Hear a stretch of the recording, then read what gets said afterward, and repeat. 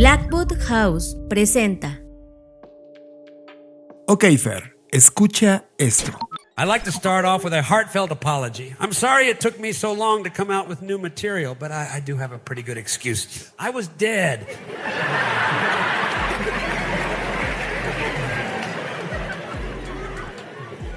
So technically, it wasn't my fault. If you want to blame somebody, you're going to have to blame God. Which we all know is not going to happen. People are always thanking God for the good stuff in their lives, but somehow they conveniently forget that it's the same God who does all the bad shit too. And he does a lot of bad shit.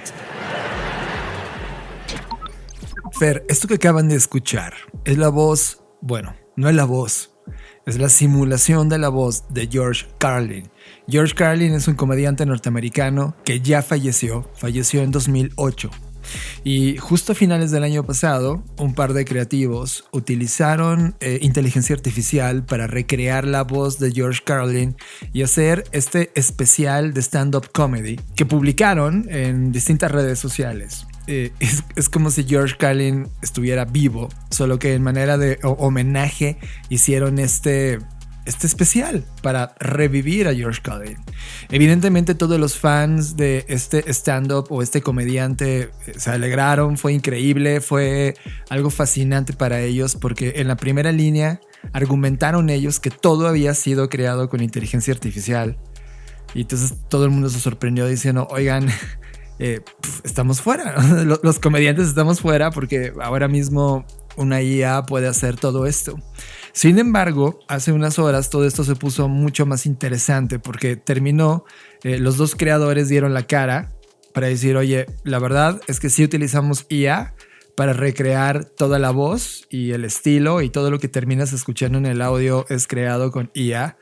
Pero el guión, es decir, todo lo que sucede de los chistes, que al inicio me parece increíble cuando se presenta es, oigan, me disculpo por no tener material nuevo, pero tengo una excusa bastante buena, estaba muerto. Esa mezcla satírica de lo que puede hacer la humanidad creativamente hablando, pero ahora sabemos que la dijo un ente artificial, es interesante y evidentemente esto cambia la regla de la creación. ¿Por qué lo traje? ¿Por qué me reventó la mente? No porque sea la primera vez que vemos un trabajo en donde la IA está jugando junto con la creatividad humana, algo que tú y yo, Fer, llevamos ya casi 2 años saliendo al mundo a hablar de esta fusión de la creatividad artificial y la creatividad humana, sino que también está envuelta de un marco legal, ya que la familia de George Carlin, en específico sus hijos, después de saber que este material estaba en internet, se molestaron brutalmente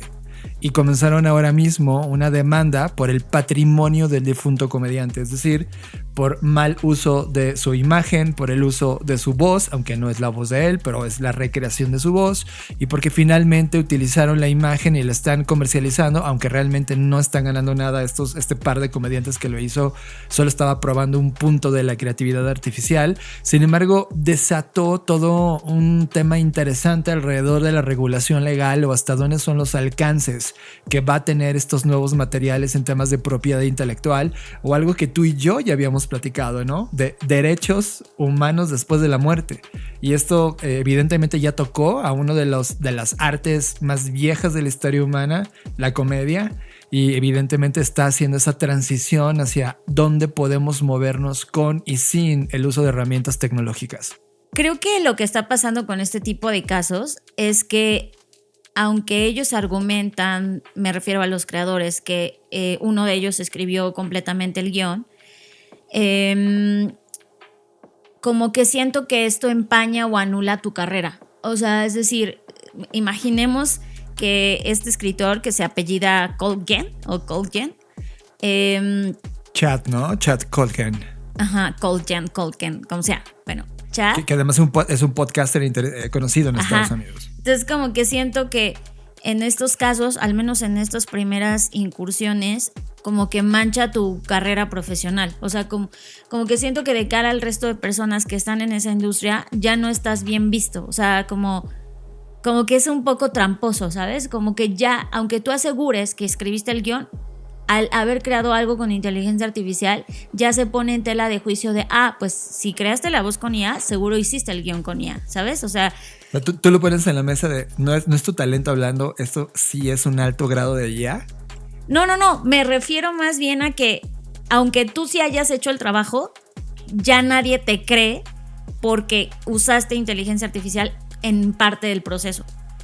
Y también lo que hemos dicho muchas veces sobre estas inteligencias artificiales que son entrenadas con información, que en este caso se llama Dudesy, que dicen que fue entrenada con horas y horas de... Miles de horas de sus especiales y no sé qué.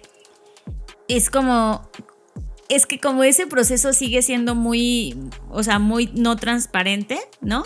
O sea, yo podría decir eso, o sea, yo podría decir, pues entrené una IA horas y horas y no es verdad. O sea, como que ya esto para mí es el inicio de no se sabe qué es verdad y qué es mentira. No se sabe si realmente él escribió el guión o si realmente lo escribió la IA y él solo lo perfeccionó. Ya no se sabe realmente. Claro. A eso me refiero.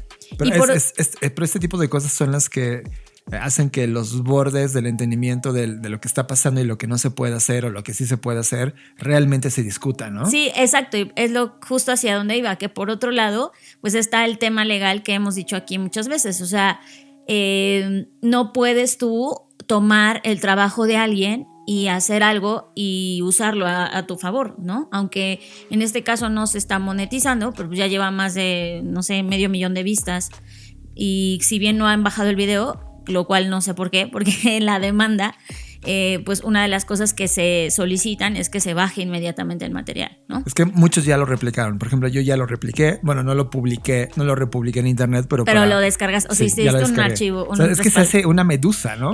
A eso voy, o sea, como que esto va demasiado rápido y es demasiado complejo, como que termina empañando todo. O sea, yo, por ejemplo, ahorita que me lo mostraste, es la primera vez que lo veo.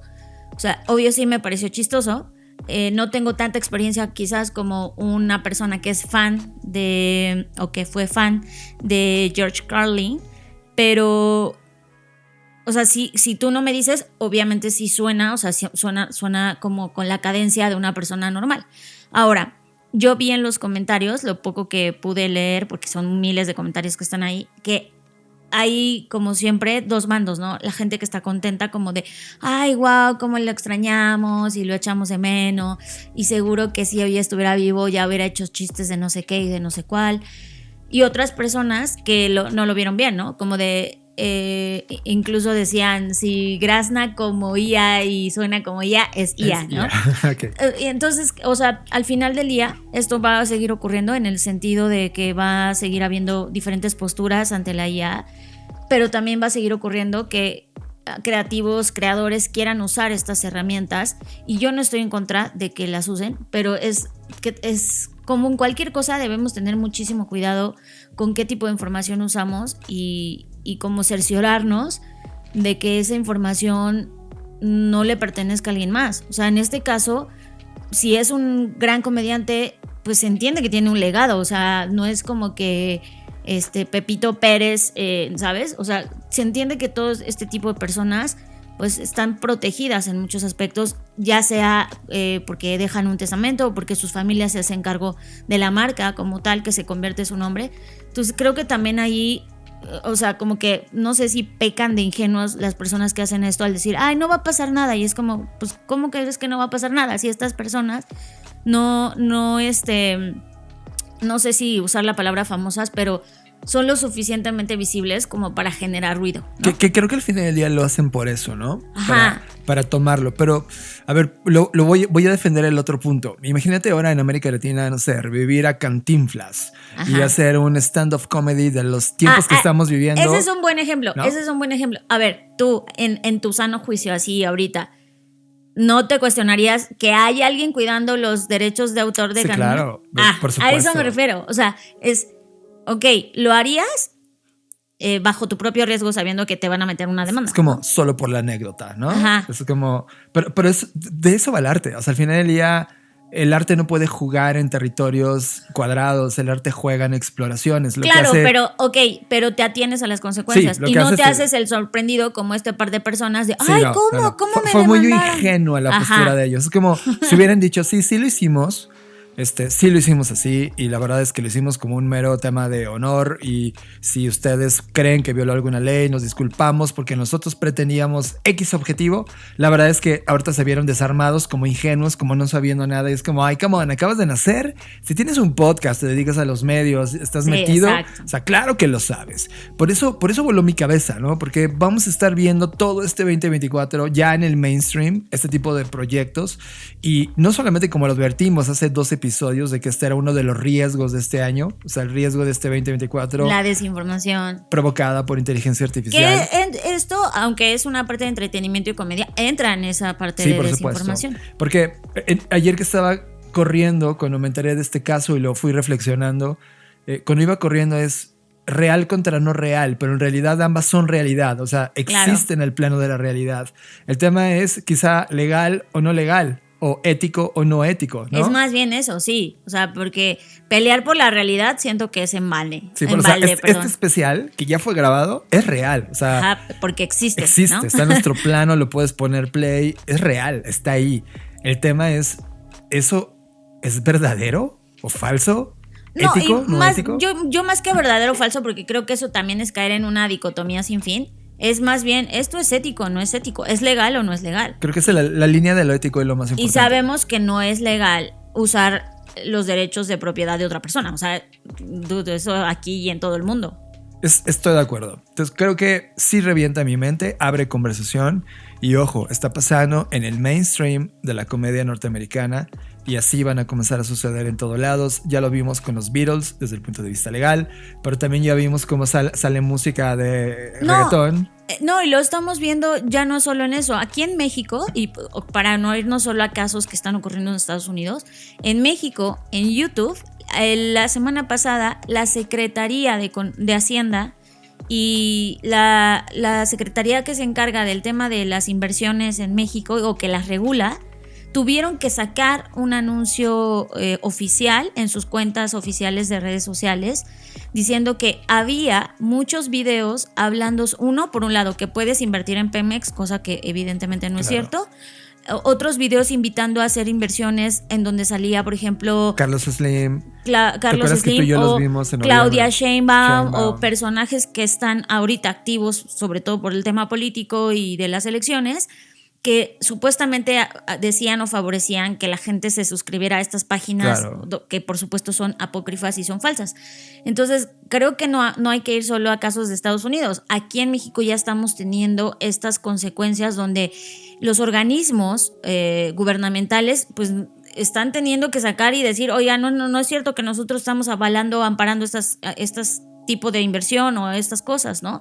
Igual quienes salen ahí pues ya están tomando cartas en el asunto en la parte legal, pero mientras que eso se avanza o alguien hace algo o llega la justicia y pone orden o hay regulación, pues mientras tanto pues esto está ocurriendo, ¿no? Y muchas personas están siendo víctimas pues de estos delitos porque van en contra de lo legal. Ve qué tan profundo es el agujero o el hoyo del agujero en este tema. Por eso lo pusimos al inicio de Creative Talks. En esta edición de Creative Talks Podcast, vimos la serie Bronca en Netflix. Nos dejamos ir al universo de Yorgos Lanthimos y su Poor Things y tenemos nuestras conclusiones creativas. En tendencia, este 2024 la generación Z rebasará a la generación X en el campo laboral. ¿Cuáles son sus implicaciones? Y para los suscriptores de Patreon, tenemos una técnica creativa inspirada en el libro de Robert Poynton, Pausa, en el que podrás escanear y entender tu día a día y hacerlo totalmente eficiente para tu trabajo. Disfruten esta edición de Creative Talks Podcast. Radar. Activamos el radar de tendencias de Black Creative Intelligence y te traemos la tendencia que más llamó nuestra atención. Radar en Creative Talks Podcast. Fer, ayer por la noche tuvimos nuestra sesión con los miembros de la Black Creative Intelligence. Como saben, una vez al mes y casi siempre el último día de cada mes nos conectamos para mostrarles cosas y platicar de creatividad e innovación a todos los que son parte de la BCI. Y mostramos un poco de lo que viene, pero había una tabla en específico, producto de un reporte de una compañía que lo publica que se llama Red, pero en realidad viene de Glassdoor. Tú te diste cuenta que es un análisis que ellos hacen del estado actual de la población en Estados Unidos, en donde muestra un tema fascinante. Este 2024 va a ser la primera vez en toda esta línea del tiempo que la generación Z alcanza y rebasa a los miembros de la generación Boomer en el campo de trabajo. Y esto provocó muchísima revolución en la conversación, Fer, porque por primera vez vamos a tener 3 generaciones reinantes: la millennial, con la población más numerosa, luego la generación X, que ya entró en una meseta y va a comenzar a bajar, y ahora la generación Z, que viene creciendo y tiene una escalada, no puedo decir que está exponencial, pero viene una escalada clara, y sin duda en 3 o 4 años va a estar alcanzando al menos a la generación X en esa masividad. Significa, Fer, que en los siguientes 5 o 6 años vamos a ver estas generaciones luchar por el poder y evidentemente un cambio cultural que puede transformar la estructura de las compañías. O al menos eso es lo que promete esta estadística. Fer, ¿qué viste tú de las reacciones que ayer se provocaron en la BCI? A ver, nada más que quisiera hacer una aclaración. No es la primera vez que hay 3 generaciones conviviendo. No, más bien, es la primera vez, eso sí, que hay 5 generaciones, pues no al mismo tiempo, pero como conviviendo ya en esta transición. Es más bien es el dato. 5 generaciones que son la generación silenciosa, que quienes no sepan son los que preceden a los baby boomers. Luego los baby boomers, la generación X, la generación millennial y la generación Z. O sea, son 5 generaciones que están en esta transición. Ese es el dato, como el fact de cosas que no habían pasado antes, ¿no? Pero a mí, por ejemplo, este dato de la estadística, o sea, yo cuando hablo de generación Z todavía lo sigo viendo como, viene, son los chavitos, ¿no? Todavía no están en el campo de trabajo, pero de repente en esta estadística te das cuenta que ya están ahí. Exacto. Y que ya son más grandes que la generación Boomer, y eso es interesante en esa transición. O sea, creo que tú en todo este año has hablado de un concepto que se llama liminal, que es un movimiento transicional hacia un nuevo estado. Entonces, que estos movimientos liminales de transición, de lo que va a provocar una nueva forma de entender el trabajo, o sea, esa generación Z viene con nuevos valores que se van a ver en la cultura corporativa o de trabajo de las compañías. Y que creo que eso es uno de los aspectos que se habló, pero a ver, vamos por partes. Primero, el dato es que en millones de personas la fuerza de trabajo que pertenece a la generación baby boomers ya va a ser menos que la fuerza de trabajo en cantidad que representa la generación Z. Es correcto, ¿no? Ese es el dato puntual. ¿Y esto qué consecuencias podría tener? Bueno, pues si comenzamos como a especular, pues primero está que hay un montón de connotaciones y sesgos que tenemos entre las generaciones. Es decir, de hecho, tú ahorita acabas de mencionar uno, que es, esta generación tiene nuevos valores, ¿no? Pues podría ser una aseveración real, pero al mismo tiempo hay un grupo de personas que pertenecen a la generación Z que seguramente no tienen otros valores, ¿no? Que eso es muy interesante y eso es la parte importante que a mí me gustaría analizar. Entiendo por valores que la generación baby boomer creció con esta ley de el esfuerzo, de estudia, de prepárate, haz una carrera y eso te va a asegurar posiblemente tu futuro, ¿no? Esos valores es verdad que son totalmente distintos. Esa fue la promesa de ese mundo con el cual ellos crecieron. Claro, a cómo está creciendo ahorita la generación Z, ¿no? Sí. En un ambiente que pareciera, y digo pareciera porque como que parece que cada generación lo sentimos así, pareciera que ya este sí es el fin del mundo, ¿no? Las cosas se están incendiando en todos aspectos, literales y figurativos. Entonces, esos valores, por supuesto, que demandan otro tipo de personas, en donde hay estas ideas en que la generación Z lo que quiere es trabajar poco y ganar mucho, o tener rápido una carrera, ¿no? Y creo que ahí es donde empieza la verdadera discusión, porque desde mi perspectiva, más que ponernos a criticar a una generación a otra, lo que sí es importante resaltar es que sí, las nuevas generaciones están mucho más preocupadas y ocupadas y sobre todo provocadoras en las cosas de lo que significa el trabajo. Es decir, a ver, ¿por qué voy a estar aquí tantas horas al día? Sí. ¿Por qué voy a venir a la oficina? Equilibrio vida-trabajo, desplazamiento, comodidad contra performance, ¿no? Ese tipo de valores. Derechos laborales, ¿no? Horas de trabajo. Exacto. Y días por de supuesto trabajo. que eso contrapone, porque si tienes a una persona que piensa que el esfuerzo es la máxima del trabajo y que tienes que darlo todo y sacrificar tu vida en pos del trabajo, versus alguien que dice, hay 1000 cosas mejores que el trabajo y solo trabajo porque necesito dinero, pero si por mí fuera no trabajaría, pues son dos pensamientos totalmente diferentes. Ahora, puntos que se tocaron en la charla que me parece valiosísimo rescatar. Primero que nada es que esta generación tampoco es que se quiera ir ya pronto, ¿eh? Si bien ya está llegando a sus edades de retiro, y por lo que entendemos retiro 60 años, 65 años, ya se tendrían todos que los estar... baby boomers no Ajá. van a abandonar su puesto. Pero al parecer no lo quieren abandonar. O sea, y compartíamos vivencias reales, ¿no? O sea, esto ya no eran meramente estadísticas, sino cosas que miembros de la comunidad han vivido, entre ellas cosas que yo también compartía con ellos, donde desde mi expertise profesional lo que yo estoy viendo es que esta generación no se quiere ir nada más así de fácil. Porque uno representa, y ahí sí podríamos especular, y se especuló en la comunidad, uno es porque quizás estas personas no conciben la vida sin trabajo a tal grado que no saben qué hacer en su casa y está como, pues yo ya no me sustituyó o llenó tanto mi vida el trabajo que si me quitas esa ecuación me quitas el 90% de mi día, sí, y ya no sé qué hacer. Son de trabajo, ¿no? Ajá. O sea, yo soy lo que el trabajo hace de mí. Exacto. Entonces, yo soy mi trabajo, ¿no? Que yo pensaba, por ejemplo, eso, porque tenía un contexto rodeado de boomers y me la creí en un momento a mis 20, mediados de los 30, donde dije, es que yo soy mi trabajo. Claro. Imagínate ellos que culturalmente están arraigados. Ahora, y que llevan tantos años ahí. Haciéndolo y creen en eso. Y luego además estas extensiones de vida que ha provocado la ciencia. Lo platicábamos justo en el episodio anterior. Una de las filosofías es esta extensión de vida que está ocurriendo vía genética, vía medicinas. Claro, porque se entiende que estas personas, la mayoría, no voy a decir que todos, pero tienen puestos directivos, son miembros de consejo, ¿no? O sea, ya están en una edad donde accedieron al poder en esas escalas. Entonces también pues tienen obviamente otros privilegios que el resto de colaboradores en una organización.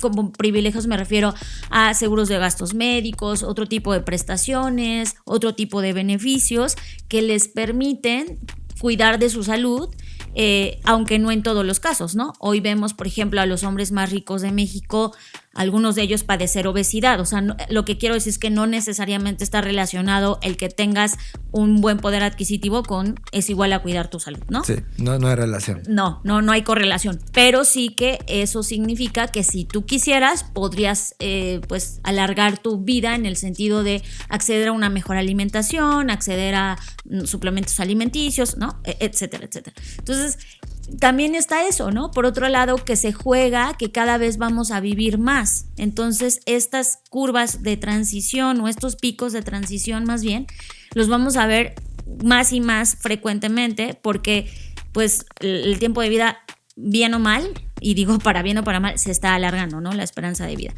Ahora, otro tema que juega y que también mencionábamos en la comunidad, además de esto, es estas personas no quieren soltar el poder. Segundo, quienes ya se ven obligados por temas de salud, por lo que sea, a soltar el poder, no hay un plan de sucesión. Que eso también es muy importante, porque tú como director, pues no te puedes ir porque resulta que nadie sabe qué hacer sin ti. O si eres gerente general de un área, pues incluso la misma empresa prefiere seguirte teniendo que capacitar a alguien nuevo al que no confían, porque esa es otra de las variables. Hay un nivel muy alto de desconfianza de los adultos mayores hacia las nuevas generaciones. Es cierto. ¿No? Entonces es como, no confío, estos morros todavía son muy juniors o todavía no tienen desde su perspectiva, claro está, capacidad y experiencia de poder tomar el mando. Entonces no hay un plan de sucesión y pues mejor te mantenemos aquí, o en el mejor de los casos, que era otra de las cosas que hablábamos, igual te retiro, o sea, formalmente de la empresa te retiro, pero te contrato como un proveedor, ¿no? Exacto. Que sigue siendo lo mismo. Sí, y que además esas personas que no se quieren ir piensan que el mundo es idéntico como hace 60 años. También, o sea, como que para ellos estaban tan clavados en el trabajo que no se dieron cuenta que el mundo pasó. Sí, exacto. Ellos siguen tomando decisiones del mundo de los 70s. Eso explica muchos de los presidentes que están en el mundo y que ahora mismo están validándose, ¿no? Y cómo la gente prefiere esa estabilidad de un mundo conocido, aunque el mundo ya no sea ese, y no lo quieren soltar. Y eso va a ser un conflicto cultural bastante duro, bastante fuerte para esa convulsión que viene de las generaciones interactuando entre ellas. Fer, también hay un tema interesante que veo de toda esta dinámica de cambio de nuevas generaciones y que tiene que ver evidentemente con la cultura, pero también con la movilidad, que tiene que ver con movilidad generacional. Mira, en un artículo de Atlantic, si no me equivoco, el año pasado hablaban que en los siguientes 3 o 4 años íbamos a ver a la primera generación global en datos que no había generado riqueza, sino que iba a heredar riqueza. Uh-huh. Es decir, todas estas generaciones silenciosas que son abuelos ya están muriendo y que son los dueños de estos grandes economías tierras globales. Sí. ¿No? Y que iban a ser heredadas a sus hijos y a los hijos de los hijos. Y que era la primera transferencia económica en ese nivel de economía. O sea, la humanidad nunca había estado en ese nivel de matemáticas transfiriéndose de una generación a otra. Más de matemáticas te refieres a cantidad de dinero. Cantidad de dinero. ¿No? Matemáticamente nunca habíamos cuantificado esa fortuna en transición, lo cual significa que va a haber nuevas personas ricas en el mundo, pero de la misma familia en generaciones más nuevas. Claro. Y eso puede un poco ayudar a romper esos viejos paradigmas culturales para explorar los nuevos. Sin embargo, no está garantizado, porque la pregunta es ¿a quién se va esa riqueza? ¿A los hijos de los hijos o a los hijos directos, que en este caso son la generación X, que también ya está en franca retirada en la siguiente década? Entonces, ese tema, Fer, no está en las tendencias, en los reportes que vimos, ni en el Foro Económico Mundial, ni lo que estaba pensando la Unión Europea. No está. Sin embargo, es algo que venimos advirtiendo, este choque generacional desde reportes pasados, y ahora se hace evidente en este 2024.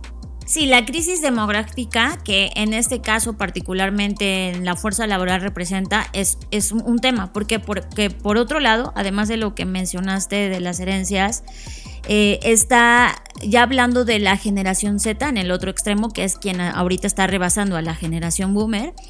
Pues también es que no hay mucha gente formada para esos puestos, ¿eh? Es correcto. Y eso es otra de las cosas que hablábamos. O sea, es decir, nadie quiere asumir tal responsabilidad porque saben que el precio es muy caro al pagarlo, ¿no? Me refiero al precio de vida, las horas que vas a dejar de estar con tu familia, las horas que vas a poder no viajar o no ir a conciertos o lo que sea que quieras hacer, pues sabes que no lo vas a poder hacer porque el trabajo de esos niveles de posiciones demanda tal cantidad de tiempo que no te queda tiempo para vivir. Sí, dejaron de ser un time consuming para un life consuming. Entonces la gente no quiere pagar eso. La gente no quiere pagar eso, la gente no le estimula como antes de, estoy trabajando para que me den el puesto de director.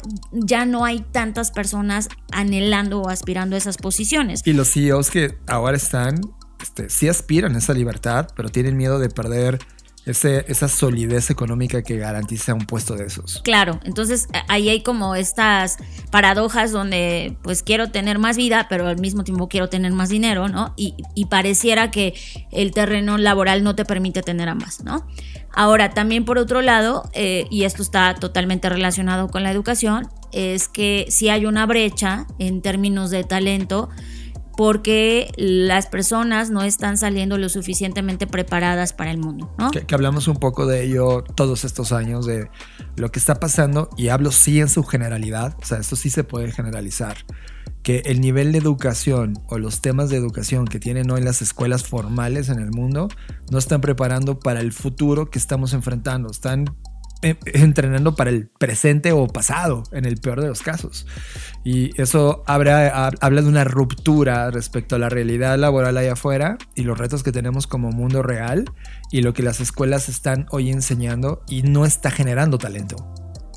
Ahora, en el medio de toda esta situación, porque estamos hablando de los dos extremos, ¿no? Los baby boomers y la generación Z, pero en medio están la generación X y la generación millennial.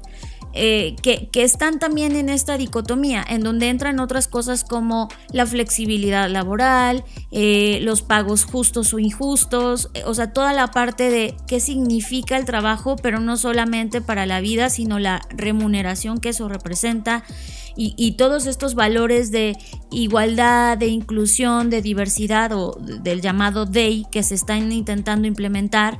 Que pareciera que eso es lo que las generaciones querían, pero ahora todo esto se ha vuelto más bien como un greenwashing, pero aplicado a esto, ¿no? Sí. En donde muchas empresas, hoy acabo en LinkedIn de leer empresas que están diciendo, no, que el 8 de marzo, y, o sea, ya sabemos que empieza como el pinkwashing, y de repente despiden injustificadamente a una mujer porque se embaraza, ¿no? Entonces, como que dices, estos discursos que entran en conflicto con tal de cumplir una agenda, pero que en la realidad o en la práctica no se implementan en la cultura organizacional, pues obviamente también provocan una fractura, una ruptura de confianza.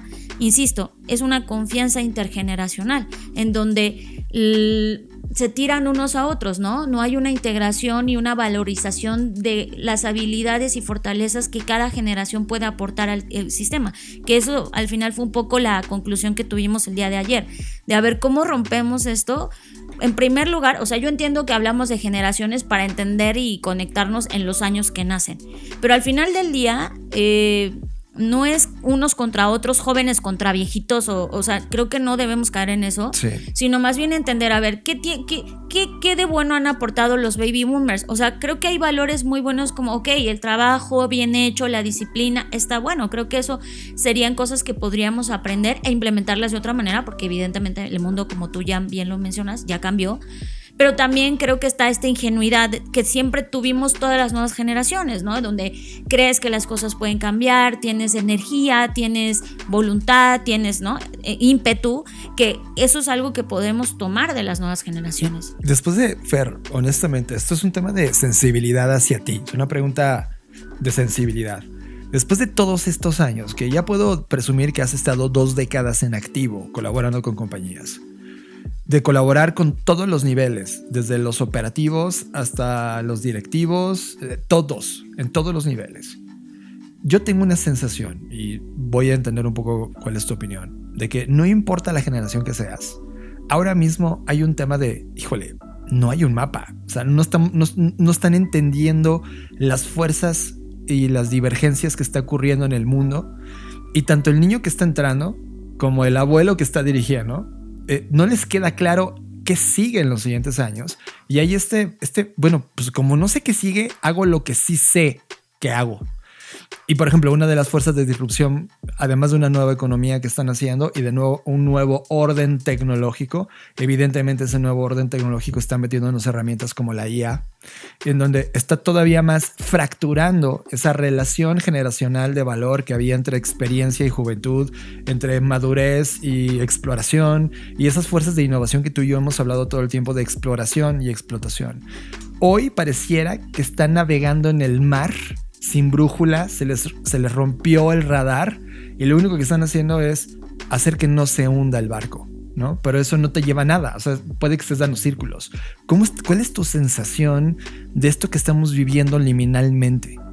Creo que hay 2 claves muy importantes. La primera tiene que ver con la comunicación. O sea, sí veo una brecha de comunicación, podría evidentemente agudizarse por temas de la pandemia, pero creo que antes de la pandemia ya estábamos viendo esta crisis, ya veíamos esta falta de comunicación, donde no hay espacios en donde realmente se conversen y se intenten resolver estos puntos. Solo estamos asumiendo. Yo lo único que veo es gente asumiendo cosas. Asumiendo. La generación más adulta asumiendo que la generación más joven es tonta, es inepta, es estúpida, y lo digo con palabras que he escuchado mencionar. Es caprichosa, es frágil, y por otro lado la generación más joven diciendo que los adultos ya están viejos, ya siente este señor, ¿no? O sea, yo veo que hay una crisis de comunicación donde no se generan los espacios y no se dialoga realmente en pos de resolver estas temáticas. Primero es eso. Y la segunda, lo que ya hemos mencionado muchas veces, la falta de previsión. O sea, esto nada más nos vuelve a meter el dedo en la llaga en que no nos estamos anticipando nada, solo estamos reaccionando a las cosas. No, porque si hubiera realmente un plan de anticipación, tú ya hubieses vislumbrado que estos cambios iban a venir, ¿no? Como ahora estamos anticipando lo que viene en 5 años. O sea, esto que estamos hablando es la antesala de esto. Sí, o sea, hay cosas que por estadística sí se pueden entender previamente, ¿no? Como esto. O sea, esto es un tema poblacional, o sea, son números. Esto sí se puede cuantificar numéricamente, no es subjetivo, es muy objetivo. Entonces, creo que esa es otra cosa, en donde ahora nuevamente, por un tema que sí se pudo prever, nos estamos haciendo los sorprendidos de, pero ¿cómo? ¿Cómo que hay 5 generaciones? ¿Pero cómo? Y es, pues sí, porque esto iba a pasar, porque no ves los movimientos demográficos, ¿no? Entonces, creo que esas dos cosas, la comunicación y la falta de previsión, pues evidentemente juegan en contra. ¿Y cómo se resuelve? Pues yo creo que el primer punto es hablar, pero realmente, porque no es estas conversaciones de hagamos un team building y juguemos con Legos y sentamos que el Lego ya resolvió las situaciones. Ok, no, yo entiendo que las herramientas lúdicas funcionan muy bien para poder desde otra perspectiva exhibir puntos, pero de nada sirve si solo juegas y no lo llevas a la acción y no resuelves. Porque y no es un tema cultural, conversaciones difíciles. Claro, es un tema cultural de la negación, de hacer de cuenta que todo está bien, que no pasa nada, solo quejarnos en el pasillo, pero no hablarlo abiertamente. Ahora, también entiendo por qué no se habla abiertamente, porque hay esta cultura castigadora. O sea, si tú hablas, cuestionas, preguntas, te despiden, ¿no? Ayer en la sesión, Mónica estaba un poco frustrada. Mónica es una de las asistentes a la BCI. Hay 2 Mónicas, las 2 son igual de brillantes. Pero había una interesada en este cambio corporativo y la segunda interesada en la práctica para poder hablarse entre generaciones. Y yo ponía algo muy duro, que lo voy a decir ahora en el micrófono. Después de toda la práctica que he visto allá afuera, y ojo, estos últimos 4 años hemos estado muy cerca de los departamentos, que voy a poner entre comillas, de recursos humanos. Yo soy alguien totalmente en contra de la definición recursos humanos, porque pareciera que es como un recurso como, no sé, el agua, la tierra, cemento, ¿no? Es como un recurso reemplazable. El humano es algo mucho más allá que un recurso, es un talento. Es algo que no ha cambiado en la cultura. Y le decía, mira, yo creo que no va a cambiar. Yo creo que inclusive con la llegada de la IA y todo lo que vimos en este mes, Fer, que acaba de concluir, todo enero, fueron noticia día tras día de las compañías tecnológicas, no importando su tamaño, despidiendo masivamente personas. Y cuando analizabas el fondo, tenía que ver con optimización. La palabra es optimización lo que están haciendo en el fondo. Eficiencia, sí. Pura eficiencia, porque en las finanzas, correr a esos 1,000, 10,000, 100,000 personas para meter un protocolo o un algoritmo artificial desempeñando con IA ese mismo trabajo. Esa fue la razón. Están invirtiendo por primera vez masivamente en ese cambio radical que viene. O sea, la sustitución laboral de prácticas automatizables va a ocurrir. No se van a tocar el corazón detrás. Eso significaba, ahorita te doy el micrófono de vuelta, que siendo fríos, cuando analizas cómo se construyó la economía en la cual estamos parados, nuestra economía es una fábrica. Todo vino desde la optimización de la era industrial, cuando vimos los modelos industriales y vino Ford a mostrarnos cómo funcionaba una cadena de producción masiva. Y de ahí a hoy no ha cambiado el modelo. De hecho, hoy es el mejor momento de ese modelo. Es decir, tú al momento de diseñar una compañía, y eso te puedo así decir tajantemente, el 99.9 de las compañías allá afuera fueron diseñadas con un modelo de fábrica en el proceso industrial. Lo que hace el algoritmo, lo que le hace la IA es llevarlo al punto de optimización más fuerte de su historia. Es decir, ese modelo no va a terminar. Ese modelo apenas está empezando a mostrarnos su máximo grado de eficiencia. Y ese grado de eficiencia lo provoca un algoritmo automatizando, ejecutando cosas o funciones que un humano antes hacía, cuando eso se puede hacer con un algoritmo. O sea, ¿qué porcentaje del trabajo de afuera crees que se haga algorítmico? Enorme. No quiero decir un número, no lo tengo, pero sí puedo decir que es más del 50% allá afuera, porque los datos sobre la previsión de lo que puede ser la fuerza laboral automatizada oscilan entre 40 y 60%. Es decir, De cada 6 humanos que hoy conoces, perdón, de cada 10 humanos que hoy conoces, 6 se van a perder y lo va a reemplazar un algoritmo. En esa transición, ¿qué nos queda por hacer? Rescatar el talento humano. Y yo le decía, donde hay que poner toda la fuerza en esa transición, no solamente en términos generacionales, como fue la primera carta que hoy analizamos, sino ahora en el día a día, va a ser realmente reconvertir toda esa fuerza laboral que va a ser desechada, reconvertirla en una actividad humana de valor para la sociedad. Que ese es el punto que yo quería cuestionar, porque mucha gente, sobre todo los tecnooptimistas, dicen, claro, pero no te preocupes porque se van a crear la misma cantidad de trabajos. Ok, ¿quién los va a crear? ¿Quién los está creando? Porque en este momento nadie se está preocupando por eso. Ninguna de las compañías que está despidiendo a estas personas se está preocupando por ellas. ¿Qué van a hacer? No, capacitarlas en ninguna otra cosa. Es simplemente te corrimos y adiós. Ya no sé más de ti, no soy más responsable de ti. Y ese es el problema, que todo el mundo está esperanzado de, ay, pero va a haber nuevos trabajos. Siempre los hay. Es una y esa es una falacia, sí. Porque una cosa, y esto me recuerda al libro de Trabajos de Mierda, que así se llama, sí.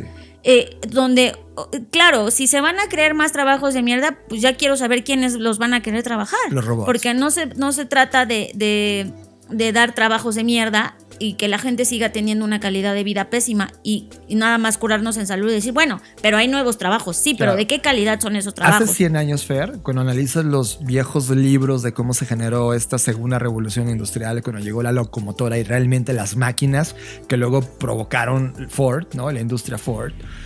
La idea de todos estos tecnólogos industrializados en ese momento era de, pero es que esto va a generar trabajos y los humanos reemplazados en las fábricas ahora van a tener mucho más tiempo para vivir su vida. La economía va a crecer. No pasó. 100 años después, no pasó, ¿no? Entonces, exacto. Por eso a mí me preocupan estas promesas ilusorias y estas promesas falsas.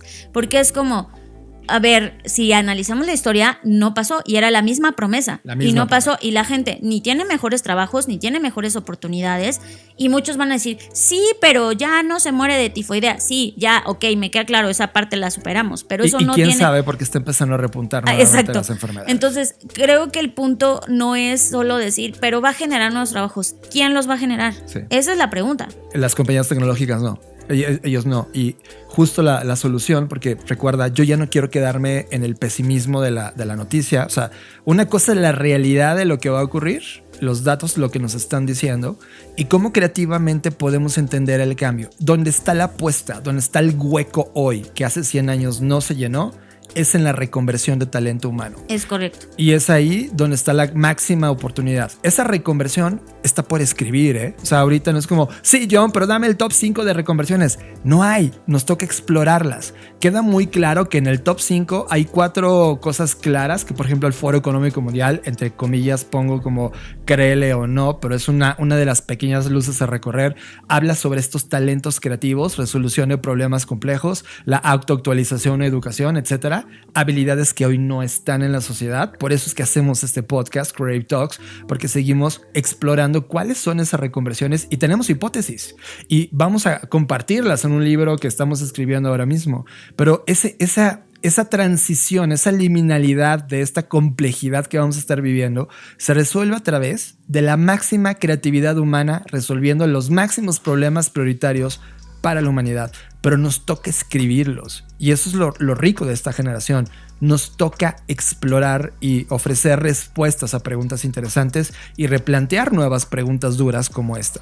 Y si tenemos colaboradores, pues nos toca conversar con ellos. O sea, también creo que es importante no dar por sentado, aunque seas una empresa de 3 personas, de 5, de 10, pensar, pues somos chiquitos, esos problemas a nosotros no nos van a pasar. Pues sí podrían pasarte porque al final del día estás tratando con personas. Entonces creo que también no es pensar que esto solamente aplica o deberían responsabilizarse de las grandes empresas, que sí, por supuesto, pero también creo que las pequeñas empresas, sobre todo porque somos quienes en muchos sentidos sostenemos la economía, pues poder como decir qué prácticas puedo implementar. O sea, para empezar, yo creo que una de las cosas que aplicaría es habla con las personas con las que hoy colaboras, cómo se sienten, cómo están, qué les preocupa, qué les abruma, en qué les gustaría perfeccionarse o ampliar su talento, ¿no? Creo que eso es una de las cosas que sí podríamos hacer quienes tenemos una empresa. Y por otro lado, pues si no tienes una empresa y solo eres tú, pues y estás de solopreneur, bueno, a ti mismo es tú qué rol estás jugando ahora, ¿no? En qué habilidades estás desarrollando, qué cosas nuevas te estás aprendiendo, en qué campos de estudio te estás profundizando más, etcétera. O sea, creo que también es un tema, como tú bien mencionas, no de quedarse estáticos y pasmados de, pues esto va a pasar, sino más bien de decir, ok, ¿qué puedo yo hoy tomar? ¿En dónde están las áreas de reconversión? Y lo platicábamos, ¿no? Para poner un ejemplo, hoy vemos un montón de falta de mano de obra para los próximos autos eléctricos que ya están llegando en cantidades masivas, en este caso en este país que es México, provenientes de China, y tú vas a un taller mecánico y en este momento en cualquier taller mecánico que vayas no manejan un auto no manejan ni el conocimiento de cómo ensamblar y desamblar un auto eléctrico, qué fallas posibles va a tener, dónde las piezas, etcétera. O sea, creo que ahí comienza, por ejemplo, a haber una reconversión. Y estoy hablando obviamente desde la parte productiva o quien hoy trabaja en una maquila, en la parte operativa, porque claro, ojo, esto no va a aplicar solamente a la parte de las oficinas y quien tiene un trabajo de cuello blanco, sino también va a aplicar, y tristemente mucho más agudo, a las personas que están en la parte operativa, porque recordemos que como ahí nace la industrialización, ahí es donde se perfecciona, ¿no? Fer, y quiero colocar aquí una idea, perdón por no recordar los nombres, pero es una roca enorme que está en el mar, muy cercano a la tierra, que dependiendo un momento del día, el mar llega y rodea por completo esa roca. Encima de esa roca construyeron toda una mini ciudad, un castillo, una vieja población del siglo XV. Y en determinados momentos el mar se hace para atrás y puedes acceder caminando nuevamente, pisando la arena fresca. Ese lugar que ha visto siglos de humanidad pasar y que sigue de pie y que sigue viva como nunca, ha visto 3 cosas que nunca la humanidad deja de hacer. La primera es alimentarnos, y es cierto, o sea, dependiendo de las olas tecnológicas que ha vivido la humanidad, siempre terminamos alimentándonos. La segunda es vistiéndonos. Sí, la industria del calzado, la industria de la ropa es una de las que siguen, que permanecen. Y la tercera, la industria del entretenimiento, que en este caso era reflejado por bebidas, que siempre ha permanecido. Y lo que hay más en ese lugar son bares. Esas fotos es que la humanidad ha sido la misma siempre, solo que con juguetes distintos. Es una constante de conclusión que hoy tengo acá. Los juguetes distintos son las herramientas tecnológicas que han definido a cada generación, pero en el fondo somos la misma humanidad. Por lo tanto, una reconversión, Fer, sería convertirnos en un Boy Scout. O sea, yo no sé hoy cómo prender una fogata si se acaba el gas, ¿no? El día de hoy no sé cómo sobrevivir si me avientan en el bosque. No sé entender la correlación de los ciclos solo porque veo cómo funciona el agua o una flor, o ver el cielo y saber dónde es el norte. O sea, hay habilidades que ya hemos cedido a las herramientas tecnológicas que hoy necesitamos probablemente reconvertirnos a estos temas básicos que la humanidad siempre ha manejado. O no vamos lejos, creo que también toda la cultura de reparación, ¿no? Es decir, yo veo cada vez menos y al mismo tiempo cada vez más solicitados, por ejemplo, un taller de reparación de calzado, ¿no?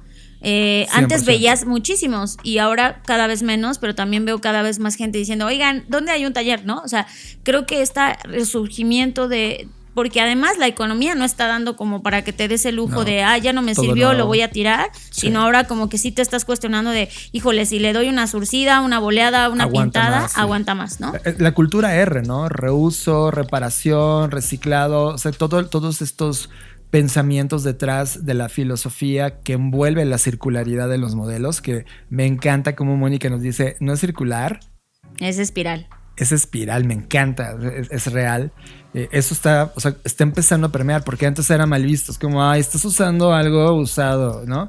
Es como bullshit. O sea, ahora mismo la economía está dando saltos de conciencia hacia ese lado, y creo que por ahí hay un punto de exploración. Sí, o sea, hay algunos, como tú mencionabas, unas luces trazadas en el camino que hay que explorar y hay que aventurarnos a recorrerlas, porque de otra manera entonces al no hacer nada estamos cediendo que otros tomen decisiones por nosotros. Sin duda. Este tema me parece brutal. Es una tendencia que ahí está, y esta discusión de manera apasionada y encendida se hizo en la BCI y queríamos platicar con ustedes en esta edición de Creative Talks.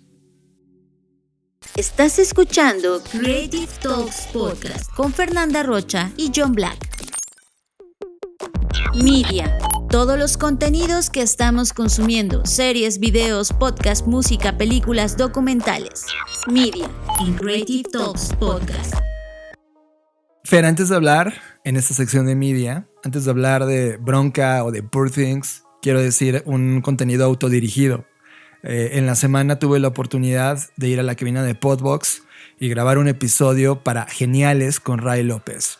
Si tú lo puedes escuchar en Spotify o YouTube, por favor ve a hacerlo, corre, porque quedó increíble. La conversación con Ray fue introspectiva, hablamos de creatividad, de industria, de futuro.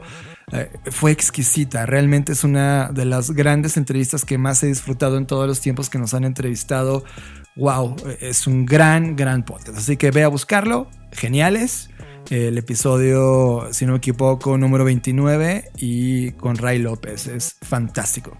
Fer, y caímos nuevamente en la búsqueda de contenido soft, de esos contenidos que vemos cuando comemos y estamos un poco distraídos, y pusimos algo que no nos llamaba la atención, que se llama Bronca. Está dentro de Netflix, y que sí, el primer episodio fue como de porque tienen que saber algo. Yo a nivel personal estoy en un viaje en donde estoy dejando de poner atención en contenidos que rompen mi estabilidad, es decir, malas noticias, todos los temas políticos, dimes y diretes, no los estoy viendo, y de repente cuando pones este primer episodio de Bronca, sientes que va por ahí y sientes que no necesitas poner atención. Sin embargo, le dimos una segunda oportunidad y iba acompañándonos en la línea del tiempo hasta que llegamos al tercer, cuarto episodio y de repente nos enganchó.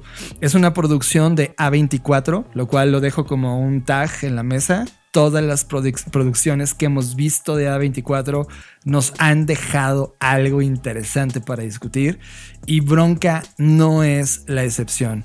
No voy a contar nada de lo que trata el interior, creo que lo tienes que ver, pero plantea muchas temas que ahora estamos viviendo como sociedad, como este hartazgo de lo que estamos haciendo todos los días, esta vida que se nos está escapando entre los dedos y haciendo cosas solo porque la sociedad te dice que son las siguientes etapas de tu vida y tú realmente eres otra cosa y quieres explorar otra cosa, y ahí está. Y toda esta molestia social que provoca estas interacciones brutales en las calles, donde ya no puedes o soportas al tipo que está al lado de ti, y que en una de esas interacciones puede provocar un cambio brutal para mal en tu vida, y esas cosas que cotidianamente ya son la realidad, las explora esta serie y nos deja con cicatrices interesantes, Fer. Creo que es una serie de la cual no esperaba mucho. No me encantó el final, eso debo decirlo, pero inclusive con todo y eso sí me deja como algunas lecciones sobre la cotidianidad y cómo al final del día todas las personas están tratando de sobrevivir y de entender, ¿no? Y es más, fingiendo que entienden lo que están haciendo, pero en realidad en el fondo nadie sabe lo que realmente estamos haciendo. Y creo que esto lo refleja muy bien, ¿no? De una manera a veces como que de risa, o sea, a veces parece una sátira, pero otras veces es muy en serio, otras veces al extremo, y creo que este vaivén de emociones pues es un reflejo. O sea, a mí no me parece casualidad que esta serie esté viviendo en este tiempo, ¿no? Es entretenida, creo que podría sí recomendarla como de ve, si tienes chance y oportunidad y tiempo, vela. Hay otros contenidos a los cuales les daría prioridad, pero creo que si te gusta como reírte y burlarte y como ver las cosas desde otra perspectiva, está buena para ver. Y luego te va moviendo a esas zonas donde te terminas espejeando, ¿no? Yo coincido contigo, el final fue detestable. Creo que los últimos 10 minutos, si hubiera terminado 10 minutos... Si hubiera terminado un episodio antes, hubiera estado genial. No, el último episodio estaba bien, pero esos 10 minutos finales de extensión ya no tenía nada que hacer. Fueron 10 minutos los que no tenían sentido. A mí no me gustó el episodio final, me gustó el penúltimo, ese fue brutal. De hecho, o sea, sí me gusta, sí está en mi top de lo que vimos en el año, porque es una serie vieja, creo que tiene 2 años ya de vida. pero apenas nosotros la vimos, por tanto es nueva para nosotros. Entonces sí la recomendamos. Pero ahora vamos a dar el salto a Poor Things, Fernanda Rocha. Bueno, no sé si ustedes también estaban en esta espera, como en este hype Yo sí. de la nueva película de Yorgos Lanthimos. Y bueno, a mí la verdad sí, o sea, después de haber visto La Favorita. Es que Fer comenzó una relación con Yorgos. Sí, exacto. Ideológica en ese lugar. O sea, tú y yo fuimos a ver La Favorita en el estreno de un festival de cine en Los Cabos, en México. Y toparse con ese impacto. Ya sabíamos lo que hacía Yorgos, pero el nivel al cual alcanzó con La Favorita, que por cierto vi que ahorita ya está disponible, por ejemplo en Netflix, ya está, entonces puedes verla. Si no la has visto, te estás perdiendo de un peliculón brutal. Pero ahora verlo en esta interpretación sin saber nada, porque yo te dije, yo no quiero saber nada, no quiero saber quién la escribió, o sea, en dónde está basada, no quiero saber nada. Y me fui totalmente virgen a exponerme a esta película. Sí. O sea, yo sí quiero mencionar que además de La Favorita, obviamente todo lo que ha hecho antes de, no sé, por ejemplo, La Langosta, El Sacrificio del Ciervo, o sea, como que sus últimos trabajos a mí sí me han dejado muy marcada, ¿no? Entonces yo sí estaba como que aquí esperando Poor Things y la verdad es que me encantó. O sea, yo después de que la vimos, ahora sí me expuse a ver qué está pensando la gente al respecto, qué dice la gente. Y veo que hay como muchos sentimientos encontrados, ¿no? Hay gente que le encanta, hay gente que la odió y que piensa que solamente es como un arrebato o una oda a la sexualidad, pero desde mi perspectiva o desde donde yo la vi, no la vi desde ese punto de vista, la vi como un coming of age. Es un coming of age. Muy, muy, muy dramatizado, sí, pero creo que es parte de la experiencia de ver la película, ¿no? O sea, que sientas que estás como en este mal viaje, que a veces es una pesadilla, a veces es un sueño, que es justo eso la vida. O sea, que para mí sí fue como equiparar muchas situaciones que están en la película, pues en cómo vamos creciendo, o sea, sin realmente tanta idea de lo que estamos haciendo, ¿no? Y como cuando eres joven cometes muchas estupideces, pues porque eres joven y estás explorando, y esta parte sobre todo que rescato es el tema de la curiosidad y de esta hambre por siempre querer saber algo nuevo y explorar algo nuevo, con lo cual por supuesto me siento totalmente identificada. O sea, yo en lo personal, o sea, tuve una vida bastante intensa los primeros 15 años de vida y en eso me identifico muchísimo. O sea, todos los excesos que pude tener en mi vida los tuve en ese periodo de vida. Y a partir de, es muy chistoso porque por esa misma razón, a partir de los 15 años, ya eso no me llamó la atención. O sea, como que ya lo superé, ya lo viví y estuvo bien, me divertí y ya está, ¿no?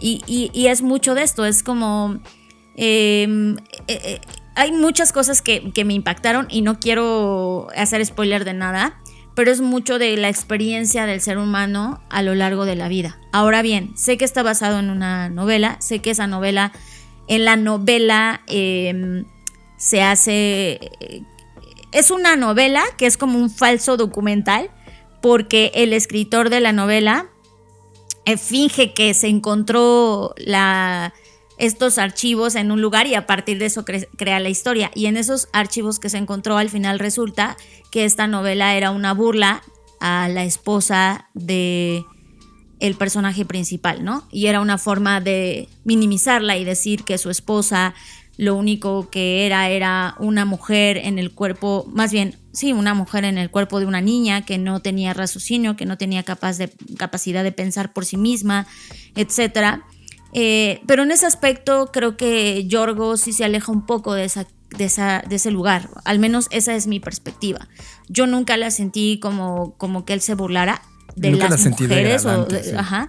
Sino al principio podríamos decirlo, porque además esto es como un nuevo Prometeo, ¿no? O un nuevo Frankenstein, pero desde otra perspectiva. Y a mí eso es lo que me gustó. Hay una frase que a mí así fue la mejor frase en la película, que en español sería ahora tú eres tu propia madre y tu propio bebé.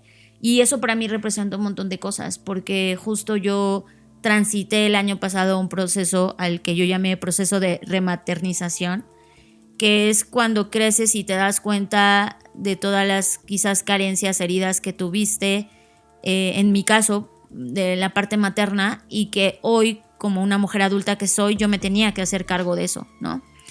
Y por supuesto que esa frase me llega porque todo el año pasado yo estuve haciendo eso, fui mi propia madre y fui mi propia bebé. Y creo que en ese aspecto la película hace muy bien esa reflexión, es muy profundo, podría parecer como un chiste, un mal chiste de decir cómo un bebé puede vivir en el cuerpo de una mujer, pero tú después entiendes por qué lo dicen, ¿no? Entonces creo que a mí me encantó, no tengo nada más que decir, me pareció fabulosa, me pareció muy buena. Cómo fue llevado a cabo. Para nada yo siento que, porque leí muchas críticas que decían que Emma había estado muy exagerada. Yo, pues es que en realidad ese era el papel, ¿no? Como que se viera la vida al máximo y no hay otra forma de vivir la vida al máximo que exagerando. Emma es excepcional, Emma es divina. Siento que es la mejor, o sea, si ya en La Favorita yo sentía que había llegado a un punto de su actuación brutal, sí. En esta creo que es como, wow. Emma es de Oscar, o sea, no, sí, no le creí puedes todo, quitarle le creí todo. Fer, para mí esta película, y sin decir nada de lo que ocurre dentro de ella, porque sí es una grata sorpresa topártela, para mí es un sinónimo de cómo hemos perdido o dejado de ver con esos ojos de naif en el mundo. Y creo que la palabra naif la he pronunciado muchísimo las últimas... Sí, ya dila en español porque me causa Se me olvida la palabra en español. Ingenuidad. Esa ingenuidad, ese purismo que tienes de explorar ese algo solo porque tienes interés en ese algo, en estructurar una idea o un concepto que viene a tu mente sin importar que el de al lado sienta que lo que estás explorando es bueno o malo de acuerdo a él nada más, porque para ti al provocarte fascinación y curiosidad es lo suficientemente importante para dedicar atención y que esa atención forme o forje algo dentro de ti y eso vaya cambiando. O sea, el personaje es un personaje creativo desde que se da cuenta que es alguien, desde que empieza a estructurar palabras y empieza a caminar con estos pequeños pasos de bebé por el mundo hasta que toma decisiones y va viajando por el mundo y regresa y el mundo le pega en la cara, pero nunca pierde la posibilidad de creador, nunca se ve en la desesperanza, siempre entiende que hay un camino a recorrer después de haberse topado inclusive con ese golpe en el estómago. Y eso es algo que hemos perdido como sociedad. Notamos ver las estructuras patriarcales en todo el sistema político, ideológico, económico del momento donde ella está viviendo. Vemos a la Francia siendo construida, la Torre Eiffel en esos momentos. O sea, te lleva a un viaje divino, la fotografía que te deja entender este mundo mágico de un niño creciendo a luego a un adulto o donde se da cuenta de lo que está pasando en la humanidad. Cambian los colores, cambia la textura, cambia el nivel de la cámara de repente está muy a nivel de suelo como lo ve un baby y ve todo enorme y de repente la cámara adquiere una nueva ubicación para ver el mundo como lo estamos viendo hoy. O sea, esos detalles que solo artísticamente puedes notarlos más allá de la narrativa, que no quiero contar nada. Esos detalles técnicos me metieron brutalmente. Cuando supe la historia de la novela y de dónde está basada esta historia, yo me pongo de pie ante esto que está plasmado en la historia y lo que me dejó llevar. Ella nunca deja de ser creativa y a donde alcanzamos a ver en la historia apenas está comenzando su vida y con todos los errores, vicisitudes de por qué ella es ella y del historial que ella tuvo que heredar, ¿no? No voy a decir más, pero al final del día lo ve como un juego más, como un reto a vencer. Si de repente nosotros tomamos toda esa ganas de resolver las cosas como se nos están presentando en la vida, Fer, con esta capacidad de explorar nuevos campos de resolución, sería la vida algo muchísimo más fantástico, más allá, alejado de las reglas que te dicen pórtate bien, di qué deliciosa comida es, vístete de tal manera, baila de tal forma, piensa de esta manera. De repente todos esos tabús te das cuenta que son innecesarios y que todo eso que fue construido como sociedad solo fue construido para mantenernos controlados, para mantenernos en una cárcel de reglas. Y de repente este ser humano se deja experimentar como humano en esa realidad y con los matices de autenticidad y honestidad que plasma, logra convencerme de que hay un camino auténtico, creativo para poder vivir la experiencia de vida. Y esta película me ha marcado así. Me quiero convertir más en Emma Stone en la vida. Quiero ser más ella. Más Bella Baxter. Más Bella, sí. Y pararme y bailar, aunque como si nadie me estuviera viendo, una canción que no se baila de esa manera, pero que mi cuerpo me está diciendo, así es como tú la sientes. Y la pones, aunque los de alrededor te vean raro. Llegar con una persona y decirle qué bella eres, qué bello eres, qué feo te ves. O qué interesante es tu sombrero, ¿no? No presentándote bajo los estándares que la sociedad dice que te tienes que presentar. Eso a mí me encantó. Disfruté de inicio a fin. Creo que sí, Fer. Es una de estas obras tipo Matrix, aunque evidentemente no te hablan de nada de tecnología, pero que filosóficamente te hacen replantear y acomodar conceptos que yo ya no quiero seguir recorriendo y que ya anulé. Sí, que creo que también es válido esa parte, ¿no? Donde decir, es que ¿por qué pasa esto? Y es como, ok, el hecho de que te lo cuestionas es buena señal porque significa que ya no coincides con esos valores y está bien, y creo que también es parte lo que hemos dicho, o sea, el cine no tiene ninguna responsabilidad, el cine está hecho para entretener. Ya si de ahí nuestra interpretación y la queremos llevar a un nivel en donde la quieras aplicar a tu vida o te quieras ver reflejado, bueno, ya es responsabilidad de quien la consume, ¿no? Sí. Y creo que esa es la parte también que no se nos debe olvidar, en donde hay muchos puntos que nos podrían parecer buenos, malos, terribles, aterradores, pero justo eso es, ok, ¿y por qué me resulta de esa manera, no? Ese es como más un trabajo introspectivo. Y si no quieres preguntarle nada y solo verla, también es exquisita. O sea, solamente es como, si la quieres solo tener una referencia visual, la verdad es que está muy bien hecha. Qué momento, ¿no? De estar vivo. Y creo que me quedo con tu última frase, Fer. O sea, el cine está hecho para entretener, pero hay en ese círculo, ¿no? Entre una pieza o un producto acercándose al entretenimiento, hay una parte del extremo que es la mirada artística. Creo que ese es el punto medio en donde lo artístico no se prostituyó solo por entretener y logró crear esta obra magnífica. No lo veo como un producto, lo veo como una obra. Lo que nos entregó en esta puesta entre todo lo que se arma para lograrla, la forma como es retratada, narrada, actuada, sonoramente es exquisita, etc. Es una obra que es una gema que va a ir madurando a lo largo de la historia de la humanidad y va a ser recordada por muchísimo tiempo. Estás conectado a Creative Talks Podcast con Fernanda Rocha y John Black. Fer, y con esto llegamos al final de Creative Talks Podcast en la versión gratuita disponible en todas las plataformas donde escuchas podcast. Gracias por llegar hasta acá. Para los que van a seguir o se quieren suscribir a la versión de Patreon, vamos a tener nuevamente una nueva herramienta creativa proveniente de un libro que se llama Pausa, que leímos a inicios de año y que de ahí adaptamos algo del aprendizaje de ese libro hacia una actividad creativa que vamos a decir para la versión Patreon. Así que si continúas en Patreon, ve y suscríbete. Sería increíble tenerte en esa comunidad. Y también recordarles que sigue abierta todavía la oportunidad de postularse para asistir al FBS 2024, que ya está a la vuelta de la esquina. Y a quienes ya solicitaron su acceso, que decirles que tengan paciencia, estamos tomando esto con mucha cautela, pero todos y todas van a recibir una respuesta, así que pues esperamos verles ahí, ya estamos ansiosos porque esto ocurra. Recuerden que es 28 y 29 de febrero en el Centro de Cultura Digital en Ciudad de México. Va a ser todo un placer. Yo fui John Black. Y la página para solicitar los boletos es fbsevent.com. Ahí pueden encontrar la agenda, la información y postularse para reservar un lugar. Ahora sí, yo fui John Black. Nos vemos en el futuro. Escuchaste Creative Talks Podcast con Fernanda Rocha y John Black, un podcast de Black Creative Intelligence, presentado por Blackbot, Black School y Black Bull. Nos vemos en el futuro. Blackbot House presentó